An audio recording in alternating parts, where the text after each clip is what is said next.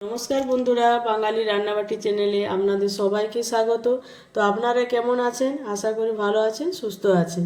তো আজকে আমি এইখানে 500 গ্রামের মতন কাতলা মাছ নিয়ে এসেছি। তো ভাবলাম কি করা যায়, তো দেখি আমি কাতলা মাছের পাতুরি আজকে বানাবো। তো আমার এখানে এতগুলো মাছ লাগছে না, তো আমার লাগছে এখানে দুটোই পিস। তো দুটো পিস আমি এইখানে জলের মধ্যে দিয়ে দিলাম। আর লেবুটা দিচ্ছি কারণ আঁশটা যে গন্ধটা সেটাও চলে যাবে। তো আমি লেবুর রস দিয়ে মিনিট 10 মতো মাছটা আমি ভিজিয়ে রেখে দেবো।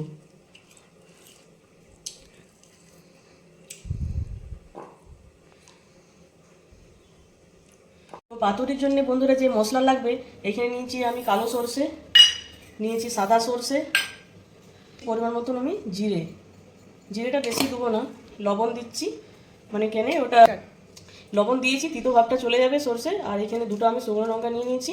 তো আমি এখন মশলাটা বেটে নেব।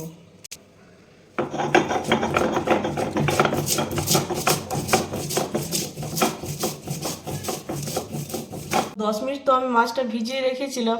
আর আপনাদেরকে দেখায় আমার সর্ষে এখানে বাটা হয়ে গেছে। তো আমি এখন মাছটা একটু পরিষ্কার জলে আমি একটু ধুয়ে মাছের মধ্যে দিয়ে দিচ্ছি।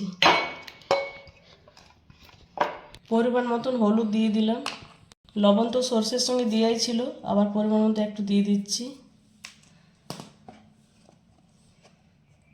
আর একটু ঝাল লঙ্কার গুঁড়ো দিয়ে দিলাম, দুটো বেটে দিয়েছি। সর্ষের তেল লাগছে।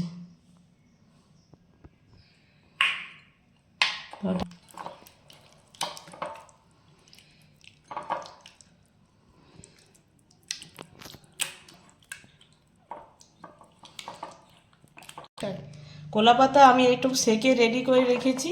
এখন আমি এটা মাছটা দিয়ে দেবো।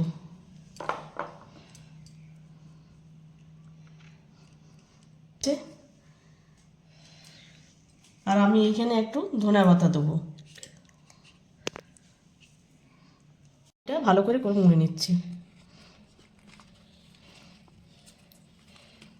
সাইড থেকে আমি এইভাবে ধরে আমি তো আমি আরেকটা কলা পাতা নিয়ে নিচ্ছি, এটা দিয়ে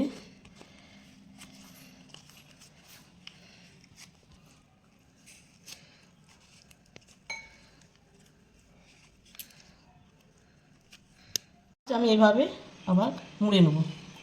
লঙ্কা দিয়ে দিলাম, ধনে পাতাটাও দিয়ে দিচ্ছি, খেতে কিন্তু খুবই ভালো লাগে। তো আমি এটা মুড়ে নিচ্ছি, সুতো দিয়ে ভালো করে এবারে বেঁধে নেব।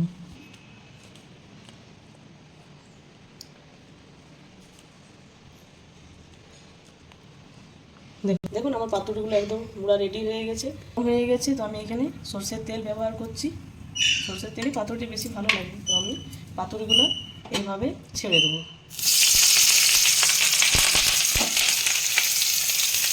এক পিঠটা আমি উল্টে দিচ্ছি।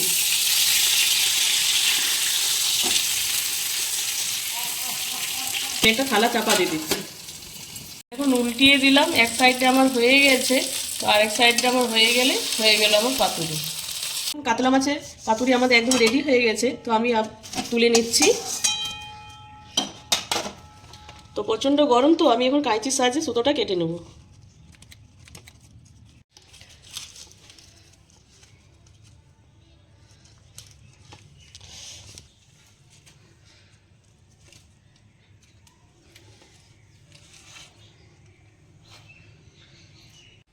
দেখুন আজকে আমরা পাতুরির সঙ্গে এই থালিটি সাজিয়ে নিচ্ছি। পাতুরি আছে, এখানে আছে ঢেঁড়স ভাজা, বেগুন ভাজা, এটা পালং শাকের তরকারি, এখানে লেবু, পেঁয়াজ আর লঙ্কা।